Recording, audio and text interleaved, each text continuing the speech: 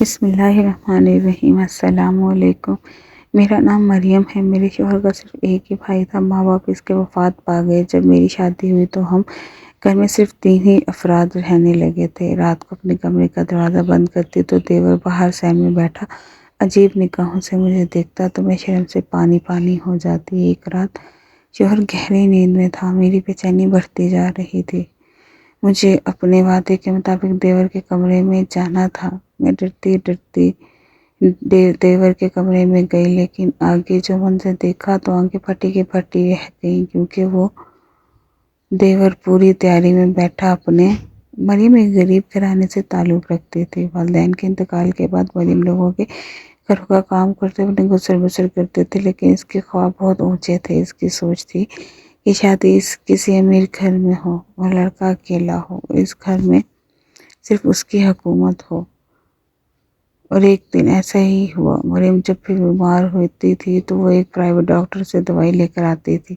اس doctor کا نام doctor قادر تھا۔ ڈاکٹر نادر کا بس ایک بھائی تھا، اس کے علاوہ اس کا اس دنیا میں کوئی نہ تھا۔ مریم نے ڈاکٹر نادر کو اپنے سارے گھر کے حالات بتائے تو ڈاکٹر نادر نے کہا کہ تمہارا کوئی رشتہ دار نہیں جو تمہاری شادی کر سکے؟ تو وہ بولی کیا بتاؤں ڈاکٹر صاحب، ماں باپ جب اس دنیا سے چلے جاتے ہیں تو سارے رشتہ دار بھی منہ موڑ لیتے ہیں، اور ویسے بھی ڈاکٹر صاحب میں ایک لڑکی ہوں، اور اگر لڑکا ہوتی تو شاید رشتہ دار میری کمائی کھانے کے لیے مجھے رکھ لیتے، لیکن بدقسمتی سے میں ایک لڑکی ہوں، لڑکی کو بیاہنے کے لیے پیسے لگتے ہیں نا، شاید اس لیے میرا اس دنیا میں کوئی نہیں ہے۔ اکثر ڈاکٹر نادر ایک 45 سال کی عمر کا آدمی تھا، اور وہ بھی غیر شادی شدہ، اور وہ ایک رحم دل انسان بھی تھا۔ اس نے سوچا کہ میں نے شادی تو کرنی ہے تو کیوں نہ میں اسی سے شادی کر لوں۔ کہ ڈاکٹر نادر نے مریم کو شادی کا پوچھا تو وہ پہلے تو بہت خوش ہوئی، کیونکہ وہ یہی تو چاہتی تھی، لیکن پھر جان بوجھ کر بڑا سا بنا کر بولی ڈاکٹر صاحب آپ ایسا مذاق کریں گے؟ اب جیسے شریف انسان سے میں نے یہ امید نہیں رکھی تھی۔ یہ کہہ کر وہ رونے لگی تو وہ بولا مریم رو مت، میں سچ کہہ رہا ہوں، شاید میری شادی ابھی تک اس لیے نہیں ہوئی تھی کہ تم میری قسمت میں لکھی ہو۔ تو مریم بولی ڈاکٹر صاحب دنیا والوں نے مجھے بہت رسوا کیا ہے، اور میں نے اپنی یہ عزت صرف اور صرف اپنے ہونے والے شوہر کے لیے بچا کر رکھی ہے۔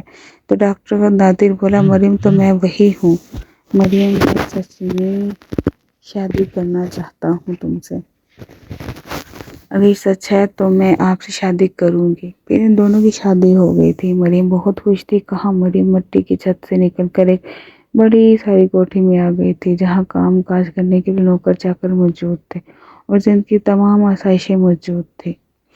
مریم ایک لالچی لڑکی تھی اور اب یہ سوچنے لگی تھی کہ سب صرف اور صرف میرا ہونا چاہیے، لیکن وہ یہ سب کیسے حاصل کر سکتے تھے، کیونکہ اس ساری جائیداد پر ڈاکٹر نادر کے چھوٹے بھائی قادر کا بھی تو حق تھا، آخر وہ قادر کا سگا بھائی تھا۔ پھر مریم نے سوچا قادر کی عمر اب کون سا زیادہ ہے، کیوں نہ میں نادر کی طرف اپنا ہاتھ بڑھا لوں، تاکہ شادی کے بعد اس جائیداد کا مالک وہی قادر کے بجائے یعنی میں ہوں گی۔ پھر اس نے ایسا ہی کیا، اور قادر بہت جلد مریم کے جال میں پھنس گیا تھا، کیونکہ قادر کو بھی ہر وقت پیسوں کی ضرورت رہتی تھی۔ قادر گھر میں ہی پڑا رہتا تھا، وہ کوئی کام تو کرتا ہی نہ تھا، لیکن اگر اسے 5 یا 10 ہزار کی ضرورت ہوتی وہ نادر سے ہی مانگتا تھا، اور اسی وجہ سے نادر اسے ڈانٹتا تھا، اور نادر کو قادر کی بات کا غصہ بھی لگتا تھا۔ اب قادر کے جانے کے بعد نادر اور مریم قادر کے پیسے کو پانی کی طرح بہانے لگے تھے۔ وہ کبھی بھی کسی ہوٹل میں جاتے تو کبھی مریم قادر کے لیے شاپنگ کرنے چلی جاتی تھی۔ یہ سب کافی دیر تک چلتا رہا۔ مریم اب ہر پلان پہ قادر کو پہلے ہی آگاہ کر دیتی تھی، لیکن اپنے کسی بھی کام کو کرنے سے پہلے نہ تو مریم کو بتاتا تھا اور نہ ہی اس سے کوئی مشورہ لیتا تھا۔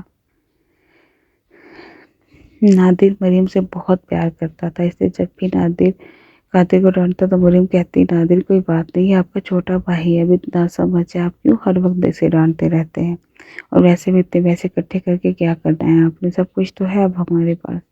تو نادر کہتا مریم تمہاری وجہ سے ویسے کچھ نہیں کہتا ہے، یہ لو دو اسے پیسے اور سمجھا لینا اپنے لاڈلے دیور کو کہ یہ اب اتنا بچہ بھی نہیں رہا۔ تو وہ کہتی آپ فکر نہ کریں، میں اچھی طرح سمجھا دوں گی۔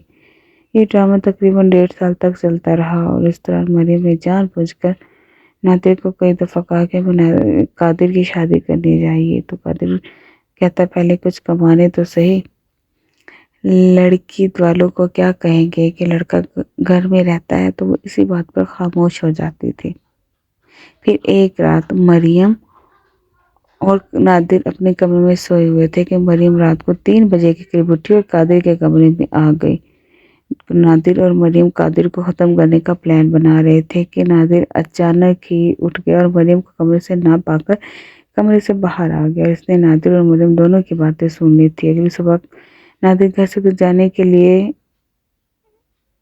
تکلیف انہیں سوچے میں گم گاڑی چلا رہا تھا کہ میرے بھائی نے تو ایسا میرے ساتھ کیا سو کیا، لیکن میری بیوی جسے میں خود سے زیادہ بھروسہ کرتا اس نے کیوں میرے ساتھ ایسا کیا ہے؟ میں اسے مٹی سے لا کر سونے میں رکھا لیکن پھر بھی وہ میری نہ بنی۔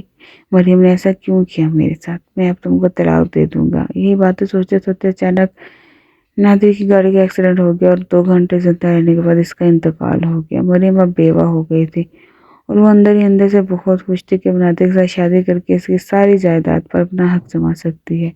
لیکن 2 سے 3 دن کے بعد قادر نے مریم کو کہا کہ تم اپنے گھر واپس چلی جاؤ، سب لوگ باتیں کر رہے ہیں کہ جوان بھابھی کے ساتھ اس کا دیور رہ رہا ہے، اب ہم دونوں کا اکٹھا رہنا مناسب نہیں۔ تو وہ بولی پھر تم اسے شادی کر لو۔ تو بولے یہ بھی ممکن نہیں ہے، اس کام کے لیے ہمیں صبر سے کام لینا ہوگا، تم کچھ وقت کے لیے اپنے گھر واپس چلی جاؤ، پھر میں تم سے نکاح کر کے تمہیں اس گھر میں لے آؤں گا۔ تو مریم قادر کی باتوں میں آ کے اپنی مٹی والی گھر میں پھر سے اسی امید سے واپس آئی تھی کہ قادر کچھ دنوں تک مجھے اس محل میں واپس لے جائے گا، پر ایسا نہ ہوا۔ قادر نے کسی اور لڑکے سے شادی کر لی تھی۔ جب اس بات کا مریم کو پتہ چلا تو وہ اس کے پاس آئی اور بولی یہ سب کیا ہے؟ تمہیں تو مجھ سے نکاح کرنا تھا۔ تو بولا تم کسی غلط فہمی میں رہتی ہو، جو عورت اپنے شوہر کی سگی نہ ہو سکی وہ کسی اور کی کیا ہوگی؟ آج تم میرے ساتھ مل کر میرے بھائی کو مارنے کا پلان بنا رہی تھی اور کیا پتا کل کسی اور کے ساتھ مل کر مجھے راستے سے ہٹانے کا منصوبہ بنا لو۔ نکل جاؤ یہاں سے ورنہ میں تم پر کوئی نہ کوئی الزام لگا کے گھر سے نکلوا دوں گا۔ اگر تم چاہتی ہو کہ پھر دنیا میں تمہاری تھوڑی سی عزت ہو تو دفع ہو جاؤ میرے گھر سے۔ مریم اپنے آپ کو بہت چالاک سمجھتی تھی، لیکن کہتے ہیں نا کہ سیانہ کوا ہمیشہ گوبر میں ہی گرتا ہے۔